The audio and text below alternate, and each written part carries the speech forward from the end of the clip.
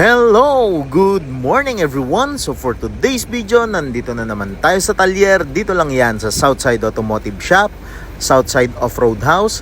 So for today's video, meron tayo ditong Ranger na 2.2. Bali, ang ginawa natin dito is nag-pull down tayo ng transmission kasi ang problema is tumagas yung kanyang secondary clutch or yung tinatawag nating clutch lead. So binaba natin baklas kasi ang secondary nito or yung kanyang clutch lead is nandun mismo sa loob ng transmission. So ayan, bali dito binabalik na natin yung kanyang transmission, na ikabit na natin yung kanyang internal parts like yung clutch disc, pressure plate, tsaka yung kanyang release bearing.